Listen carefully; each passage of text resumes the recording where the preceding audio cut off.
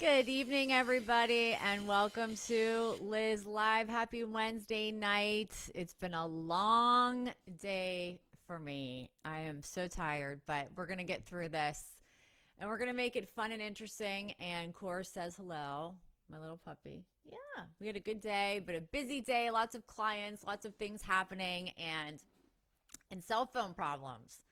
So, it's just so frustrating when you have to sit on the phone with these companies and oh god and argue with them, and it's just draining. But anyway, happy Wednesday night and welcome to Liz Live, and we're talking about addiction. But when we're talking about addiction, we're going to talk about a completely different way of viewing addiction. So when I say completely different, then that implies sort of that everybody out there knows what way that we are used to looking at addiction, and maybe you don't. So if you're watching the show, I'm assuming that maybe you know somebody who is struggling with addiction, or maybe you yourself are struggling in some way with addiction, or just someone you really love and care about, or maybe you're just interested because it's kind of a fascinating topic, and it's a can be at times controversial because by and large, we have always looked at addiction in the United States through, one particular lens overall. And that lens that we tend to look at all addiction through is generally the lens of Alcoholics Anonymous, Narcotics Anonymous, the 12-step program, complete abstinence from whatever it is that you might be addicted to, and that's really the only way to get clean or to get the addiction managed. And it's largely seen addiction tends to largely be seen as a brain disease. And I'm if you're just tuning, I see a lot of people are just popping on. I'm just getting into the way that traditionally we think of addiction, and I'm going to tell you how I look at it in a different way and how I deal with addiction in my practice, because it's very, very different than the traditional way, which again is AA, NA, complete abstinence from the substance, and 30-day to 90-day or even longer inpatient rehabilitation, and that's it. And if you're not willing to do those things, then you're kind of out of luck, because the addiction industry, I think by and large, is a very extreme one in their views that in order for recovery to happen, you have to kind of do these things. You have to do the 12 steps. You have to go to meetings. You have to go to inpatient rehab. And I would say that I disagree. I think that for some people that are so, just taken over for years and years and years by drugs or alcohol or gambling or whatever, then, perhaps we need to respond to that level of addiction with that type of treatment that's very extreme, which again, inpatient meetings, complete abstinence, and, very rigid, very strict response to it and treatment. But we know from statistics that by and large, NA and AA isn't that successful. And don't everybody go crazy, because I'm not saying that it's, AA or NA is bad. It's wonderful, and it's saved millions of lives. And, many people really enjoy that, immersing themselves into what I think is another addiction. So you go from being addicted to drugs or alcohol, and then you kind of get addicted to the whole sobriety idea, the whole program. And so I think that that's just not the only way to look at things. I think that there's another way of looking at things, and that's more from like a moderate view. So where I went to graduate school, we had something called we studied a theoretical orientation of postmodernism, and post is after modernism. So modernism is more of like your traditional psychotherapy, your 12-step programs, you know, what your mother did to you when you were 3 and how you're still scarred by it and all that. And there's a time and place for it. I love it. I find psychoanalysis fascinating and I love all of it. But I don't know that I would want to put my loved ones into a, you know, program that is, you know, so just cut and dry, psychoanalytic, and you know, a very modernist way of thinking, AANA 12 step, and that's it. I think there's a lot of wonderful models of therapy out there that can treat addiction in a different way, and that's what I'm here to talk about tonight, and that's what I do. So when you're thinking about the postmodernist, you know, after the modernist, so for purposes of this conversation, we're talking about after Freud, okay, after Jung, after psychoanalysis, you know, went through the roof. Maybe like in the 40s and 50s, we started kind of changing the lens, the therapeutic lens a little bit, largely because of the influx of immigrants that were coming to the country in the 40s, 30s, and 40s. And, you know, they didn't have, because they were immigrants, they didn't have necessarily their families or their education to travel with them to a new land.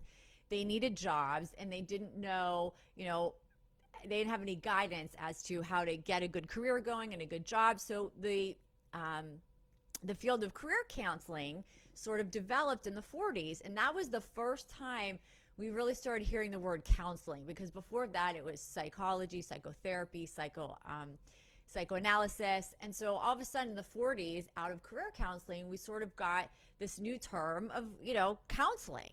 And it was different. It was a different way of thinking, and it was more client-centered, and it wasn't understanding that, or it wasn't looking at the person as the problem per se, but it started branching out and looking at, you know, what is this person's environment? What are their relationships like? You know, what are their families like? What kind of families did they grow up in? All of these other models of therapy started springing out and coming out. All these amazing, brilliant psychiatrists and you know, theoreticians started coming out with all these new ways of thinking about counseling psychology.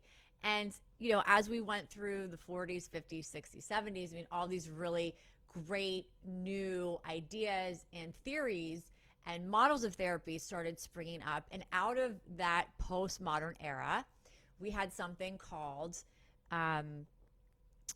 brief therapy, solution-focused brief therapy, okay? And solution-focused therapy or solution-focused counseling is like really outside of the box and very, very different than your traditional psychoanalysis. And that is largely what I am trained in. And that's what I went to graduate school to study, solution-focused counseling and other postmodern theories. So I'm a very postmodern trained clinician. And so obviously when I'm thinking about addiction, I'm going to look at addiction with a postmodern lens. It doesn't mean I throw the baby out with the bathwater and I don't believe in, you know, AA or NA per se, but it's not the only game in town. And the stats of success, meaning, you know, people get clean and stay clean from AA and NA are not good. And it's somewhere, I mean, I've heard as low as 4% and I've heard as high as like maybe 11 or 13%. So that's not great numbers if you really think about it. It's not great. I mean, it's hundreds of thousands of people, and that's, you know, wonderful. And there's still people that, you know, really believe in those programs, and I don't want to take that belief system away from anybody, but I have a different belief system. And the way that I work with addiction in my practice is very, very different. And it's a postmodern view.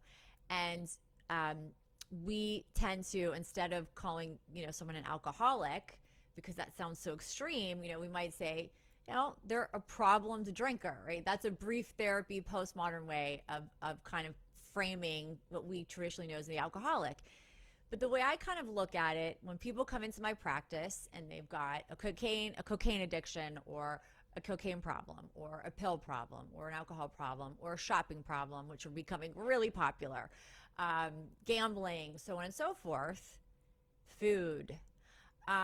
Each addiction is sort of its own animal, even though they sort of um, operate in the brain the same way, which is they excite our pleasure sensors, if you will, and they make us really excited and have a boost of dopamine and serotonin when we do this certain thing that we're quote unquote addicted to or that we have a problem with. But the way I like to look at addiction is I like to think of it in different levels. Okay. So everyone who drinks a lot or who abuses alcohol is not an alcoholic.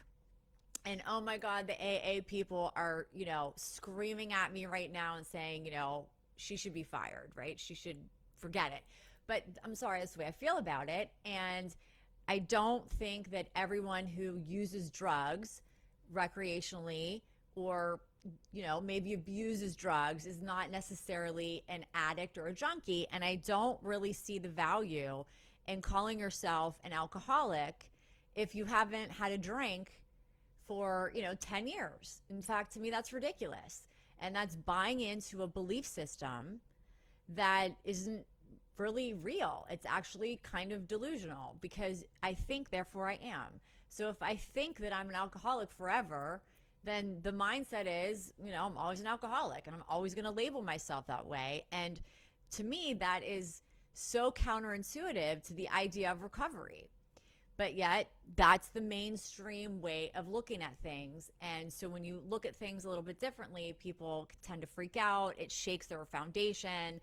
It, disagrees with what makes them feel safe in their views of looking at the world. But I truly believe that AA and NA is good for some people, but it's not the answer for all people. And in fact, we all probably know people who go to rehab over and over and over again, and they never get really clean for much longer than a few months. And again, I'm not blaming that on the system. I'm blaming that on that's the person, but I'm not really blaming, just it is what it is. But I like to try to think of addiction in like a little bit more of different stages and different categories, maybe the way we might think about cancer, for example. So if you have stage 1 cancer, if you catch your cancer at stage 1 or 2, it's pretty common knowledge that your prognosis is going to be pretty good. And there's a lot of wonderful things that can be done for you and that we can do with you to treat that cancer and to hopefully make it, go away and stay away. If you're getting into stage 3 cancer, we have more of a challenge. It's maybe more aggressive or more metastasized or both. And it can be a little bit more or a lot more challenging for doctors to treat that cancer. Whereas if we have end stage cancer, like stage 3B, stage 4, it's really, really difficult to deal with, and the prognosis is not as good. So I kind of look at addiction in the same light. So we have someone who, may be drinking a little bit too much, or when they drink, they become very unruly or very obnoxious, and alcohol just doesn't look good on them. And you all know what I'm talking about. And so it's probably a good idea if they really monitor and control the amount they drink when they drink, so that they don't cross that line and get, nasty or obnoxious or whatever. But generally speaking, they're not drinking every day. They're not drinking every night. They're going to work. They're paying their bills. They're involved in their relationships. And, it's a stage 1 or 2 problem. Okay. So should those people be thrown into AA and NA? In my view, probably not. But where else do they go? There's really nowhere else to go. I mean, you can go to therapy, but a lot of therapists don't really want to engage in addiction therapy unless they really, specialize in it, or they work at a facility that works with addiction, because of the fear of, well, if I can't implement the the 12-step program and all that, then, how am I supposed to do that as a private practitioner? I can't provide all the meetings and the groups and this and that. I'm just going to stay away from it. So where do you send those people? They usually wind up in a therapist's office, but not always. Sometimes they wind up going to AA, NA, or they wind up just sort of falling through the cracks. So, there's a lot to think about, and it's not just a black and white issue. So then we also think about, okay, stage 2 or 3 cancer, stage 3B cancer, kind of like a middle stage drinker where they definitely have a problem. They drink or drug or shop or whatever too much to where it's starting to cause some real problems and issues in their relationships. Is usually where the major problems begin. Perhaps, a little legal issue or issue at work, or sleeping through an important client meeting, or, having some health issues or whatever. And, those are sort of the middle ground people, but yet those people are still functioning to a large degree, not terrific, but good enough to sort of slide by. And then you have the stage 4 cancers that are really almost impossible to treat. And you have the stage 4 drinkers and druggers and shoppers and gamblers where the damage is just enormous. And there's rarely a moment in the day where they're not intoxicated or high, where they're spending all their money, or, getting themselves into debt, or they're losing their homes, and or they make ridiculous bets, or they lose people's money, or they, get into a car crash and hurt themselves or hurt somebody. And, things are getting really, really serious. And, and certain drug addictions versus other addictions present in a very different way. So you might have people who, they're very, they're into shopping, and they can't control that shopping compulsion, and they're racking up some debt, but, they can pay it off and they can deal with it. And the consequences may not come until maybe they're much older and they realize, like, geez, I don't have any money to live on, and I'm 70 because I blew everything on clothes and shoes or whatever. Or, again, you could apply it to anything. And often the addictions that are, really, really difficult to treat are addictions that involve things that we need to live, like food. So when I'm dealing with people who have eating disorders, or who are overeaters, binge eaters, that is very, very hard to treat and to deal with, because you have to eat to live. So it's not like you can say, well, just stay away from food, right? You can stay away from alcohol. You can stay away from drugs. You can stay away from a lot of things and kind of get it out of your life. But when you're talking about food, or you're talking about money, I mean, those are the two things that we need to survive and live in this world. And so trying to manage that is very, very challenging.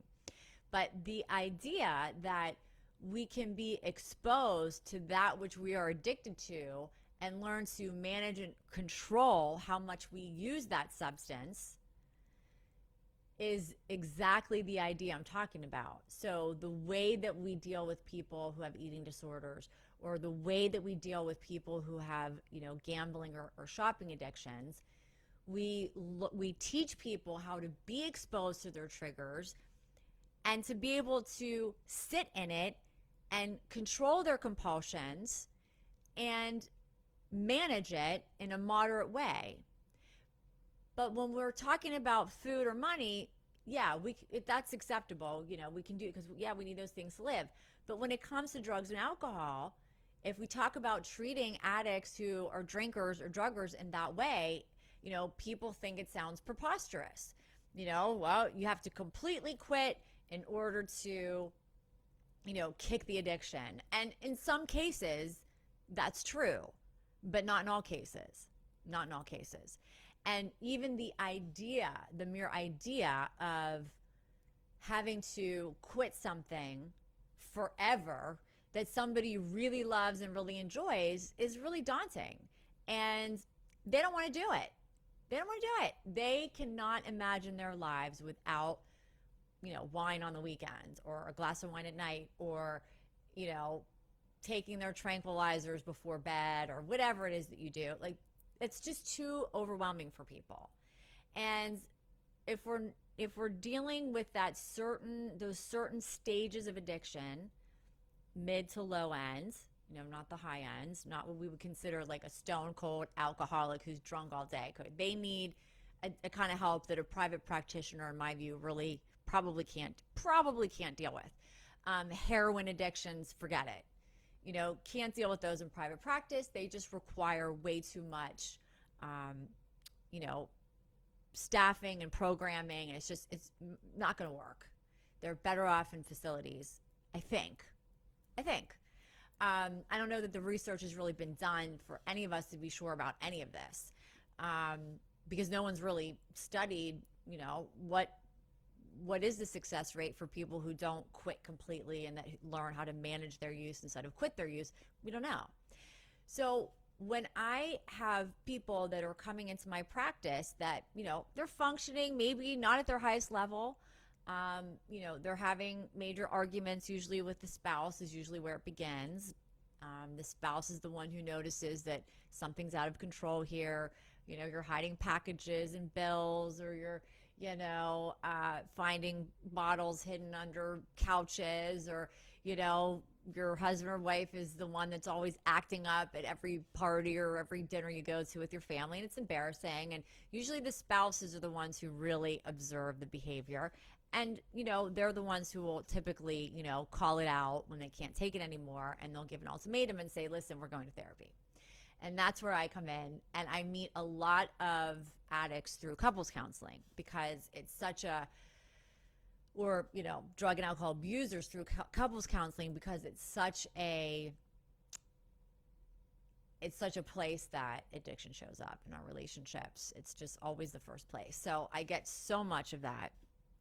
And I kept getting over and over again the same client that was, a professional, working really hard, making decent money, good money, maybe had, a lot of responsibilities, children, a wife, a husband that were depending on them, a very important job that they can't afford to lose, because then they won't have any income to support their families and to save for their futures and benefits and all those things. And the thought of going to rehab is just, it's impossible. Today's family, to live on one income while someone goes to rehab for 30, 60, 90 days is, it almost feels like an impossibility. And it is financially kind of an impossibility. So I started thinking, like, well, I don't know if these people really need rehab, but they kind of need a little bit more than once a week, because you need to keep them really in check. And as I started to get the same client over and over again, I started thinking, gee, I wish I really had something to offer them, that would meet their needs, that wouldn't be like any kind of rehab that you have to check into and sleep into and miss work for 6 or 8 weeks, risk losing your job, risk, kind of the embarrassment and all of that of having to, go to your superiors and, all the stuff that comes along with it. And I was thinking, what could I possibly come up with that would work? So I actually had a client about 8 months ago approach me, and, he was that client, very successful, very functional, but, always needed to party, to drink, to pop a pill, to something, and, caused a lot of problems in his marriage, and he wanted help. And so I started thinking, well, what can I do? What can I do for this person that would be more intense? So I said, let's look at, some of the programs that are out there. Let's price them. Let's see what people are asking. I'll beat that price of whatever, whatever's the going rate, I'll beat that. And I'll design like a one-on-one addiction program for just me and you for 60 days. We'll have, one session a week. And throughout the week, I will be in contact with you at least twice a week with different assignments and things that you have to work on. You have to write, you have to make video, you have to, maybe participate or do things that I might ask you to do, different assignments. And I really tailor my program to that specific person. So I have a basic outline going into the treatment, but as issues and things come out in our conversations and our therapy, I might say, okay, let's do more work on this subject or a little bit more on that subject. And the results have really been fantastic. So I think that it's important to put it out there that there are other ways of dealing with addiction or, abuse of substances and money, which could be gambling, shopping and or food. To name a few. There's exercise addiction. There's addiction to everything at this day and age. Internet addiction, video game addiction. Oh my gosh, But there's a way that we can treat people that so far has been very effective and is very personal and is very tailor-made to really speak to the individual and their specific use or misuse of a particular substance or thing.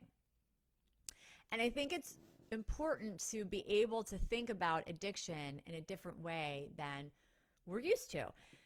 AA and NA is not the end-all be-all for addiction, in my opinion. And if it were, then I think that the success rates would be a lot higher.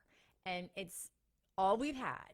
And, God bless it, and there's so much wisdom and so much good information that comes from that, that group of people and from, the agencies and clinics and rehab centers that work with people. There are brilliant and wise addiction counselors that are trained in the 12-step program that believe in it. And again, I don't want to shake anyone's worldview, but I do want to say, hey, we can shake it up a little bit and we can be different and we can still be effective and we can still be good. And I'm seeing it right before my eyes. And it's amazing. It's amazing what, really intense, focused therapy can do for a person. And you just have to be creative and you have to step out of the box. And I think you have to be able to, really talk to your therapist and say, okay, what is my stage? And how is this a problem? It's a big question to ask yourself. How is my alcohol use a problem? How do we define alcoholism versus alcohol abuse versus alcohol use versus alcohol dependency? There's all these semantics and all these different phrases out there. How do we understand all of those things? How do we define them? And I think it's important for all of us to stop and think about who may be struggling with this type of problem or know somebody who's struggling with this type of problem, to be able to sit back and say, okay, where do I fall in this range? Who am I hurting? Am I hurting my spouse, my kids, my parents, my career, myself, my safety? All of these things have to sort of be assessed with yourself and with your therapist and maybe, your family or your spouse or whatever and whoever, whatever. I'm not strict about things. Whatever we can make happen, we make happen. And try to understand, what is the whole scope of this issue? Is it just that I like to drink a lot, but everything else is totally good and totally in control? Then do I really need to stop? Or am I, using in a situational way? Did somebody die or am I going through a divorce? And the only way I can deal is to drink or to take drugs or to shop or, is there a situation that's new, that's really painful and really anxiety provoking, that's causing me to have this patterned addictive behavior that could be potentially, destructive to me and those I love? Or has this been like just a lifelong pattern? And we do know that addiction to some degree can be hereditary. We know it. We can research that. We have researched that, and we do understand that. And we do understand that on some level, when you use something that gives you a high or an escape from whatever crap you're going through or feeling or dealing with, that your brain starts to expect it, it starts to crave it, and that is why you sort of become like repatterned to want or desire this particular substance or thing that maybe before you didn't, or maybe you always have. And all of these things, I think, should be really looked at on a deeper level individually. And when you go to rehab, it's not going to happen because you're in there with, a bunch of other people, 20 to 30 other people, maybe more, maybe less, depending on where you go. Most programs are a fortune.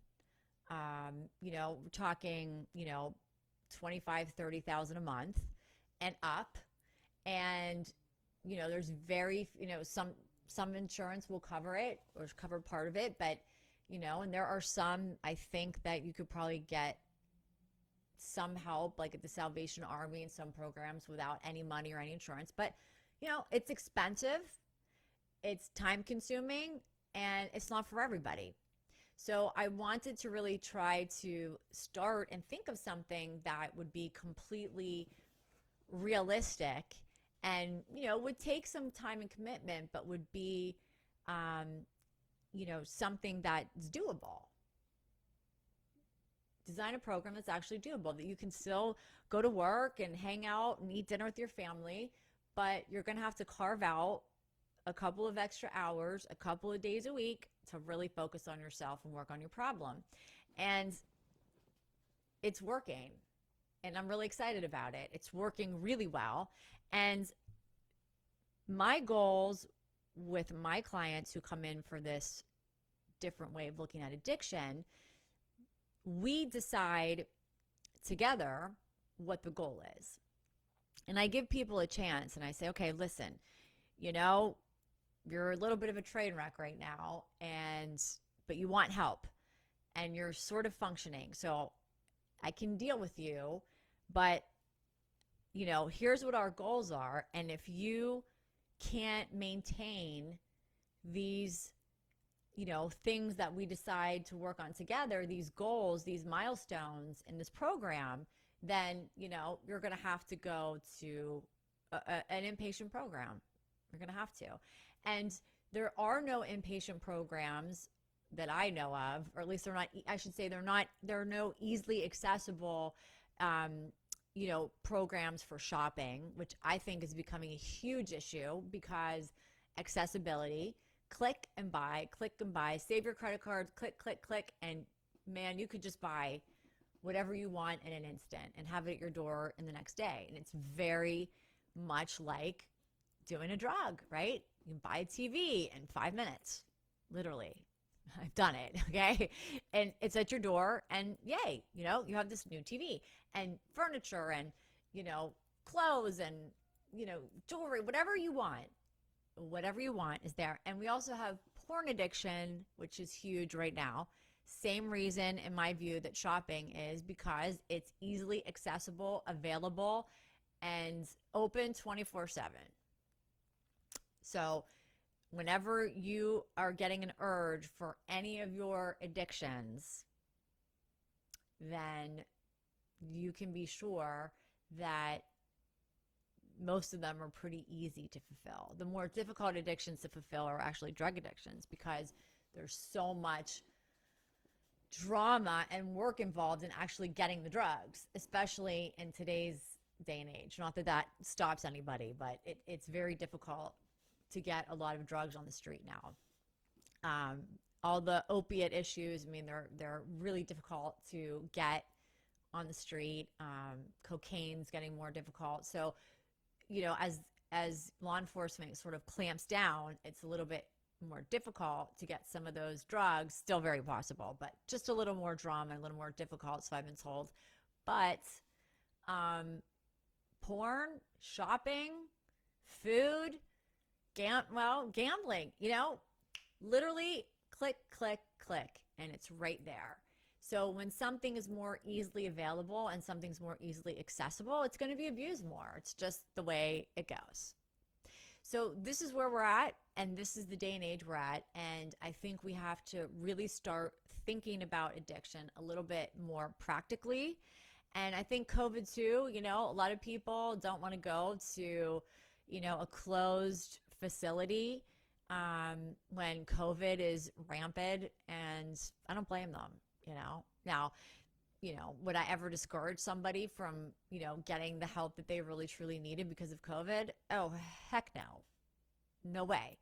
But there are other ways of treating addiction than the ways that we have traditionally thought about. And I think it's okay if somebody proves themselves for a lot of people to be able to, turn it down from, drinking, and I've seen this in my practice, so I'm not making this up, but, a fifth of Jack Daniels a night to, a beer or two every couple nights. I'm good with that. It doesn't bother me, If it's not bothering them and it's not interfering in their lives and they're managing it and their spouses and families are good, then it's good. Right? So when we tell people that, hey, no, that's not acceptable, you have to be completely abstinent forever, that is a little bit too much for a lot of people to handle. And when you give them a more realistic goal and say, listen, we're going to see if you can learn how to manage this behavior for an extended period of time, maintain it, so that you don't have to go all the way to that extreme and, never touch another drink or enjoy a glass of wine again or enjoy, a couple of hits of a joint at some point because, you just can't control it. Or, people who have food addictions, a lot of them, I can't even, have a bite of ice cream because I'll eat the whole container. I respect that. So we'll never bring ice cream in the house, but you're not going to tell someone not to eat.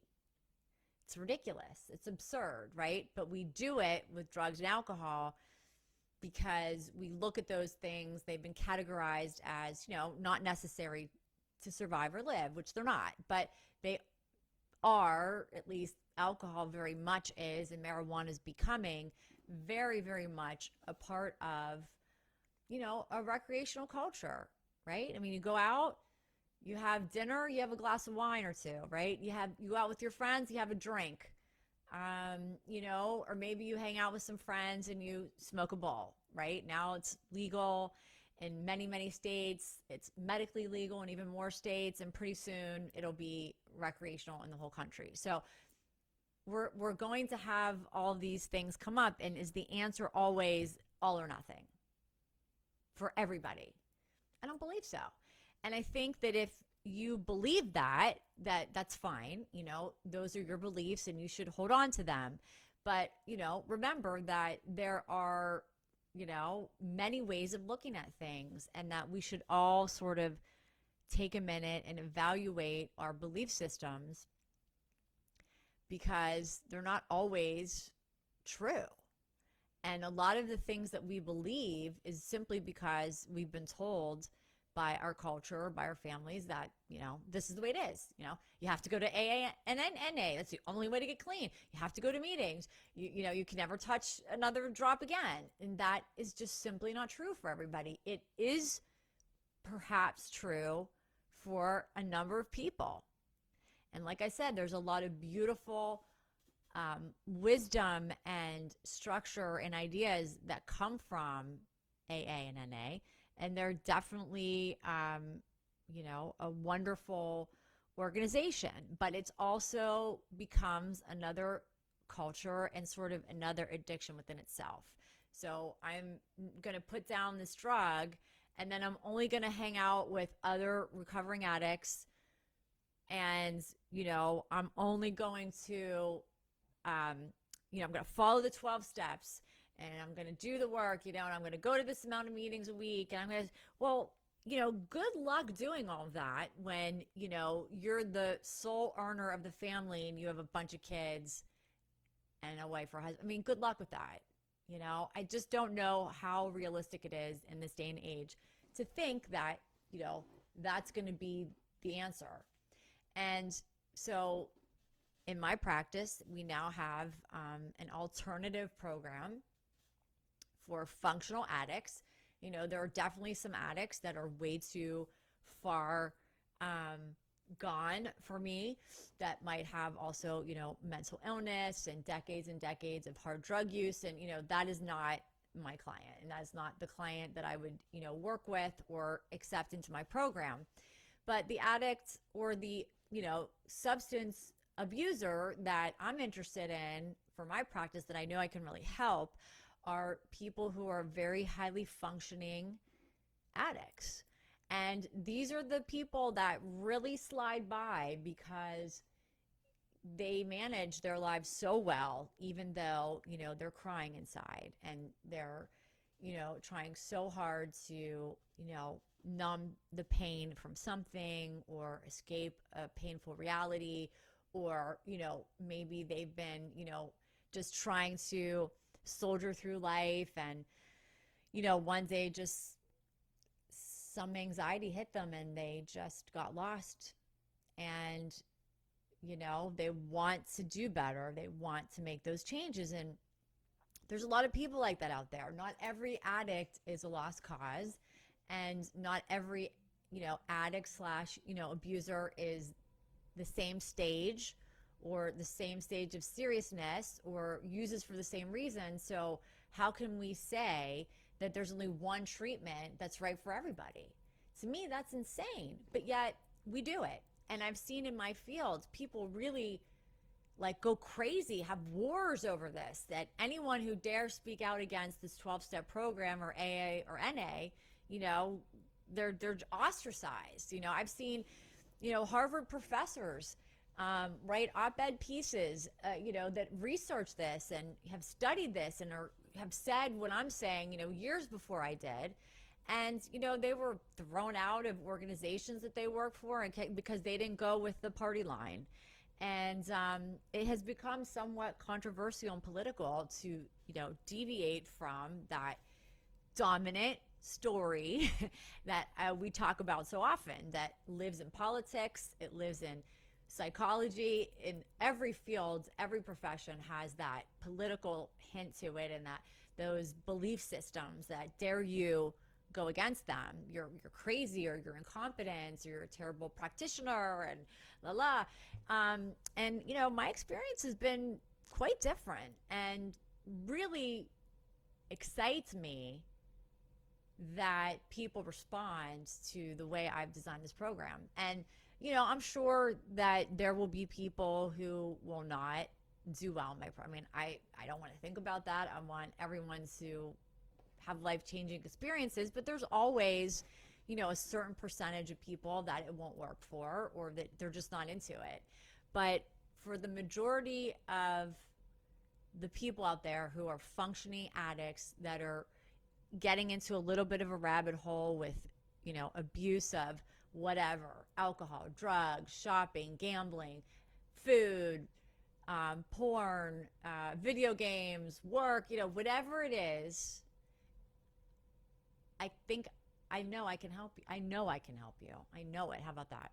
And if you're willing and I'm willing, then magic happens. And that's really the way that it is. And to have a program that is really specific for your patterns of use and abuse, and one person who's focused on you 3 days a week to really learn your patterns and what triggers you and what anxieties you're having that propel you into that very impulsive behavior of I have to get high now, I have to buy this now, I have to drink this now, I have to smoke this right now, I have to take this right now, is, once you can kind of unravel all of that, it's magic. It's really magic, and you get to know yourself in a really beautiful way. And another beautiful thing about it, when you approach addiction the way that I do, is you're open-minded. You don't really need to go anywhere. Of course, it's great if people want to come to my office, but anymore, we're living and dying by virtual connection. Like it or not, it's sort of the way of the world. And while on one hand, it's tough because we don't get to feel that live energy of another person as much as we'd like to. As far as therapy goes, it's really wonderful in a lot of ways because you can hang out in your pajamas and do therapy. And I have clients that literally, I'm like, come in your pajamas. I don't care. What's the difference? Get a cup of coffee, get your slippers, and relax. And I have clients that talk to me while they're laying in bed. I have clients that, are on the couch playing with their pets. As long as they're focused on our conversation, it's fine. So imagine that you could go through an experience of therapy and rehabilitation for addiction from your home through us exchanging assignments and ideas and therapy sessions.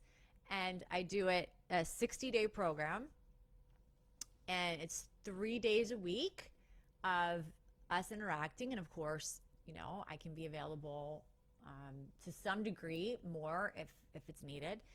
And you can change your life, so life is really offering us so many beautiful things because of COVID and because of these computers that it's really quite amazing. So I would go for it if I were you. And I'm telling you, I beat the price of anybody too. I mean, most rehabs are a fortune. They're 15 to 20,000 and up.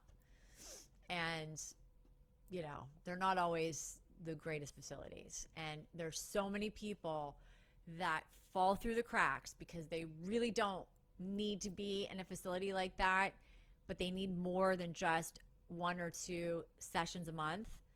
And, I've sort of caught that group of people, and I'm hoping to bring you guys into my therapy room and into my world so we can help you on your journey and really help you change your life. And I hope that the show might really get some, sparks flying and some thoughts going about what addiction is, what abuse is, what your specific substance or whatever abuse looks like, and how what the scope of it is, how it really affects you and your relationships and your occupational, your work life, your children, all of that, your finances. And if you feel like you're getting a little out of control, there is help out there, and I would love to be the one that you come to. So on that note, I love talking about this stuff because it's really fun. Hi, Catherine. How are you? Great to see you. So if you just got here 7 minutes ago, yeah, so I'm wrapping it up. I'm so tired, and I'm exhausted, and I have to go for the night. I'm losing my voice from all the sessions I did today. But thank you for watching, and please, open your mind and be willing to think about addiction in more ways than one. That there are, many different ways of thinking and treating addictions that might surprise you, and one size does not fit all. So just remember that. And if you want a really individualized, personalized experience, I would love to have you. And you don't have to live, in my neighborhood, which is even better. Or you can live in my neighborhood, just be lazy and not want to walk over and just do it virtually. So that's it. So thank you for watching Liz Live tonight. I will be back this Saturday at 11 a.m. for Liz Live Saturday morning. I thank you all for watching, and I will see you guys Saturday morning. Please like and share, and be sure to subscribe to my YouTube channel, which is the Elizabeth 126, all one word, at on youtube.com. Eliz Therapist on Instagram, and Actuation Counseling, Making Change Happen on Facebook.